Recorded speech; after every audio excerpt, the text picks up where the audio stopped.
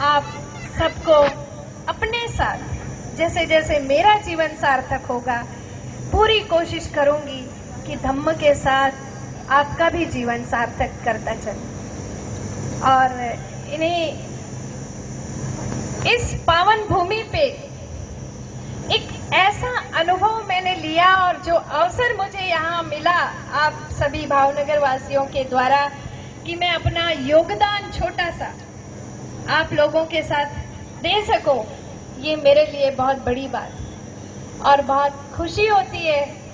और मैं खींचे चले आती हूँ हर रविवार को, जितना संभव होता है अपना जो भी योगदान है मैं आप लोगों के लिए अपने जीवन को सार्थक करते हुए, आपके जीवन को सार्थक करते हुए चलूंगी, ये मेरा वचन है।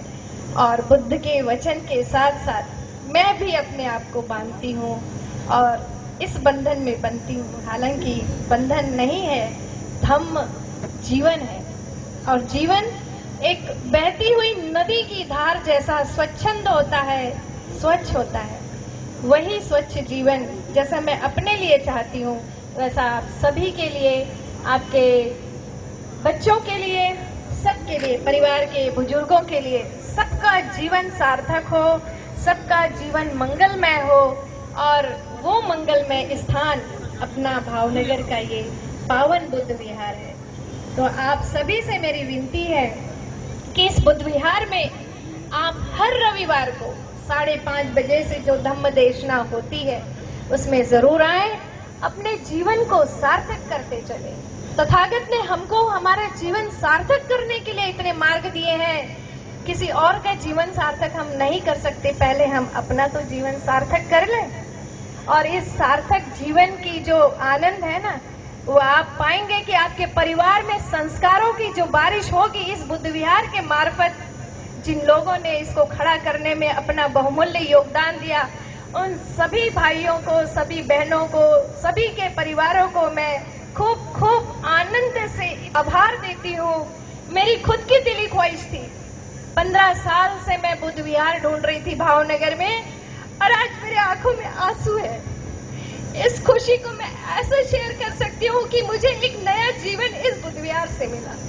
मैं छत्तीसगढ़ छोड़ के आई थी, वहाँ तो इतने बुद्ध विहार है, हम इतने कार्यक्रमों में जाते थे, लेकिन 15 साल से मैं छत्तीसगढ़ चली जाती थी हर बुद्ध पूर्णिमा को बाबा साहब के कार्यक्रमों में। लेकिन अब मुझे लगता है कि अब यहाँ मेरा जीवन एक ठहराव सा आ गया है, मैं यहाँ रुक गई। अब इतना आनंद आ रहा है मुझे इस पावन बुद्ध विहार पे आकर, मैं कह नहीं सकती। आप लोगों के जीवन के लिए ना ये एक, जैसे हम कहते हैं ना हमारा मन स्वच्छंद जगह होती है, वैसे ये विहार है। हम अपने लिए तो जिएंगे, हम दूसरों के लिए भी जी पाएंगे, दूसरों का भी कल्याण कर पाएंगे, और ये वो कल्याणकारी जगह है। बुद्ध ने मानव जीवन के कल्याण का मार्ग ढूंढा और हम सभी उसी मार्ग पर चलकर उस मार्ग को यहाँ पर ढूंढेंगे, अपने आप में उस मार्ग को बनाते चलेंगे। जैसे एक बहती नदी स्वच्छंद धार के साथ अपना रास्ता ढूंढ लेती है ना, आपको भी अपना जीवन स्वच्छंद रूप से रास्ता ढूंढने में एक रास्ता मिल गया इस बुद्ध विहार के मार्ग पर। इसलिए आप लोगों से मेरी गुजारिश है, हर रविवार को अपने बच्चों के साथ, अपने परिवार के साथ यहाँ आए और आधा 1 घंटे की धम्म देशना के साथ संस्कारों को, अपने आप को परिष्कृत करते चलना है। हम लोगों को, हमने जो जीवन जिया उस जीवन को हमको और ज्यादा संस्कारित करके चलना है। संस्कार आएंगे, अनुशासन आएगा, अनुशासन आएगा, अपने आप हमारे जीवन की सारी समस्याओं का समाधान मिलता जाएगा। क्योंकि हमारा जो बहुजन समाज है समस्याओं से घिरा है, ये आप सभी जानते हैं। और समस्या कुछ नहीं, हम खुद समस्या है, हमने पाल कर रख ली समस्या।